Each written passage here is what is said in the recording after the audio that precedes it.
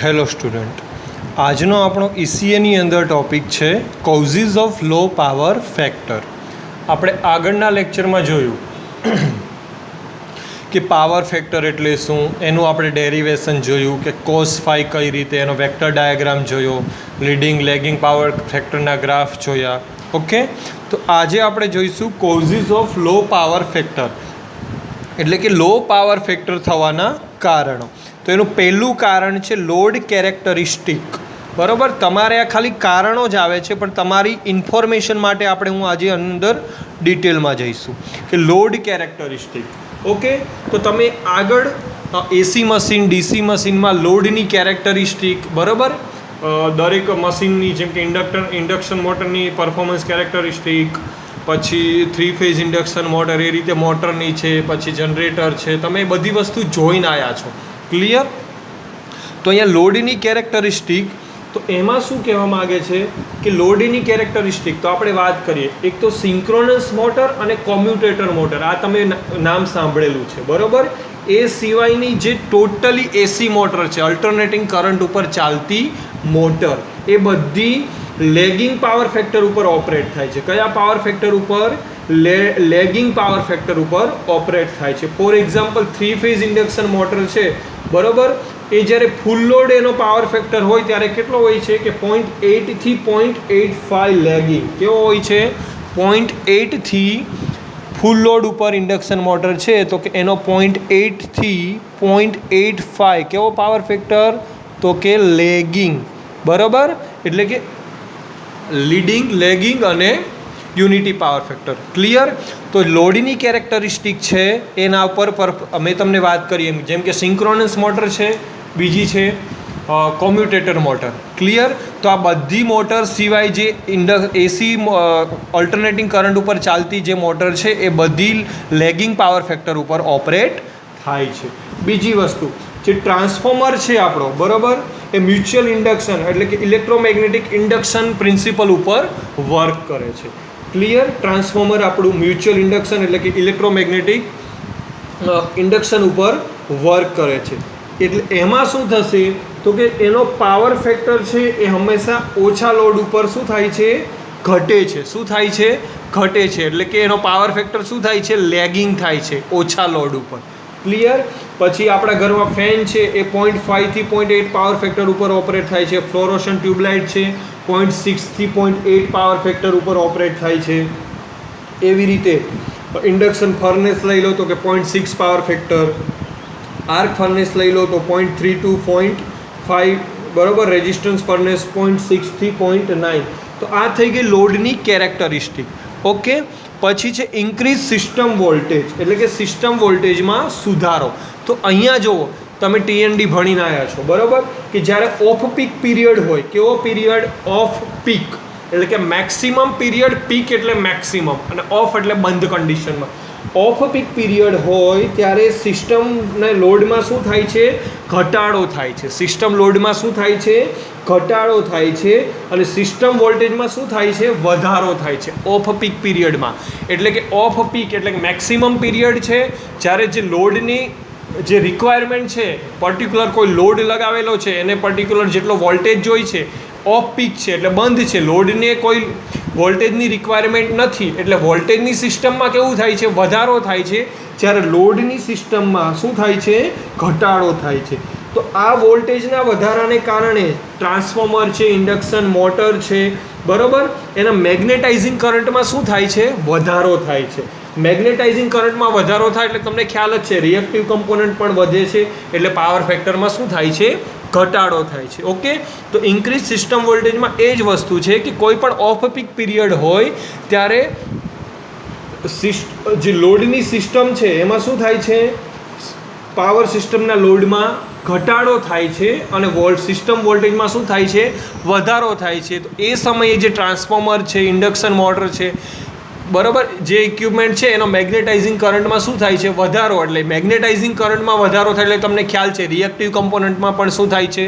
વધારો થાય છે. આપણે એક્ટિવ રિએક્ટિવ આગળ જોઈ લીધું છે પાવર ફેક્ટરમાં. તો રિએક્ટિવ કમ્પોનન્ટમાં વધારો થાય તો પાવર ફેક્ટરમાં પણ શું થાય છે? ઘટાડો થાય છે. પછી IM મીન્સ કે ઇન્ડક્શન મોટરનું પુઅર મેન્ટેનન્સ. કોઈ પણ ઇન્ડક્શન મોટર હોય એનું મેન્ટેનન્સ વ્યવસ્થિત ન હોય, બરાબર. મેં તમને આગળ વાત કરી એમ રોટર અને સ્ટેટર વચ્ચેનો એર ગેપ વધી જાય તો પણ મેગ્નેટાઇઝિંગ કરંટ વધે.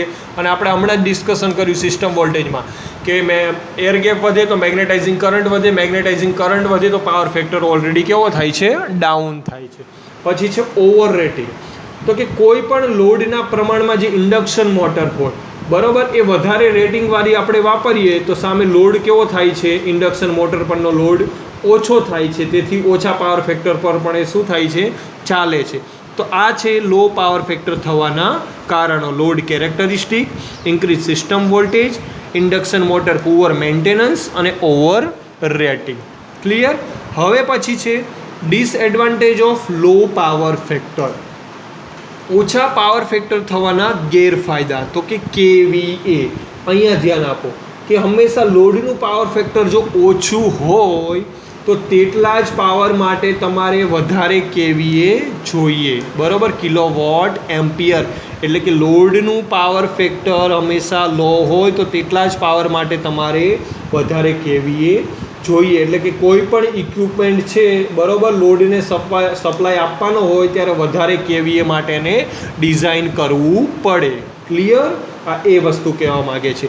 કેબલ રેટિંગ, કે કોઈ પણ કેબલ, બરાબર, કેબલ કે લાઇન દ્વારા પાવર સપ્લાય થતો હોય તો એનું રેટિંગ પણ વધારે જોઈએ, કારણ કે પાવર ફેક્ટરમાં ઘટાડો થવાથી કરંટની વેલ્યુ શું થાય છે? વધે છે. શું થાય છે? વધે છે, બરાબર. પછી પુઅર વોલ્ટેજ રેગ્યુલેશન. તો આપણે આગળ વાત કરીએ તો ઓછા પાવરને લીધે કરંટની વેલ્યુ શું થાય છે? વધે છે. તેથી લાઇનમાં શું થાય છે? Voltage drop. લાઇનમાં શું થાય? વોલ્ટેજ ડ્રોપ, બરાબર. એ વોલ્ટેજ ડ્રોપના લીધે વોલ્ટેજ રેગ્યુલેશન કેવું થાય છે? ખરાબ થાય છે. પછી લો એફિશિયન્સી. કોઈ પણ પ્લાન્ટ છે, કોઈ પણ લાઇન છે, એની કાર્યક્ષમતા, એની એફિશિયન્સી કેવી આવે છે? ડાઉન આવે છે. અને બીજું કે કોઈ પણ કન્ઝ્યુમર, આ પેનલ્ટી, એટલે કે કોઈ પણ કન્ઝ્યુમર કે કંપની ઓછો પાવર ફેક્ટર લેતા હોય, બરાબર, તો એને જે સપ્લાય કંપની છે પાવર ફેક્ટરના પ્રમાણમાં એને દંડ કરી શકે છે. તો એના હિસાબે કન્ઝ્યુમરને વધારે પૈસા ચૂકવવા પડે છે. તો ઇકોનોમિકલ રીતે પણ એ કંપનીને શું થાય છે? આર્થિક રીતે પણ નુકસાન થાય છે ઓછા પાવર ફેક્ટરના લીધે. તો એને પેનલ્ટી ભરવી પડે છે. તો આ થઈ ગયા disadvantage of low power factor. Clear? Next, advantage of power factor improvement. Okay, advantage of power factor improvement. તો કે લેસ હીટિંગ. જો લોસીસમાં ઘટાડો થશે તો હીટિંગ પણ ઓછું થવાનું, બરાબર. એનું ટેમ્પરેચર પણ ઓછું, વોલ્ટેજ ડ્રોપ ઓછો થાય તો લાઇનમાં હીટિંગ પણ કેવું થવાનું? ઓછું થવાનું. Improve efficiency. આપણે આગળ વાત કરીએ કે લો એફિશિયન્સી પણ જો સારા પાવર ફેક્ટર ઉપર ઓપરેટ થતું હોય, વોલ્ટેજ રેગ્યુલેશન સારું હોય, બરાબર, કેબલ રેટિંગ પ્રોપર હોય, KVA રેટિંગ પ્રોપર હોય તો એફિશિયન્સીમાં પણ ઇન્ક્રીઝ થશે. TND કોસ્ટ લો.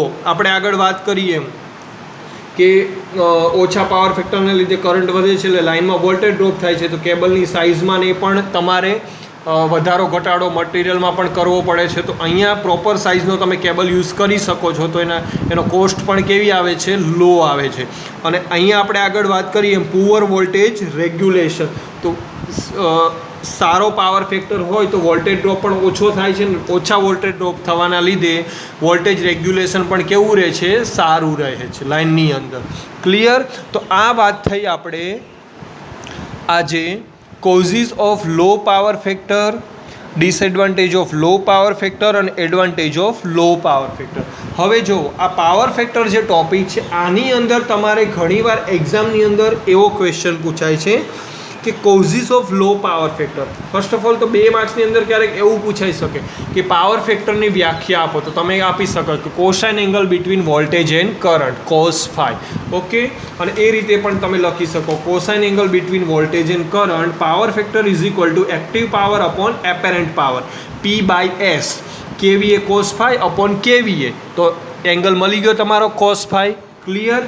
ધેન હવે અહીંયા જો આ રીતે તમે લખો છો ને P/S KVA cos phi upon KVA cancel, તો power factor PF is equal to cos phi, cosine angle between voltage and current. પછી 2 માર્ક્સની અંદર causes of low power factor, પછી advantage of low power factor, disadvantage of low power factor, આ બધું જ તમારે 2 થી 3 માર્ક્સની અંદર પૂછાઈ શકે. હવે આપણે આગળના લેક્ચરની અંદર મેથડ ઇમ્પ્રુવિંગ પાવર ફેક્ટર એટલે કે પાવર ફેક્ટર સુધારવાની જે રીતો છે એ આપણે જોઈશું. ક્લિયર?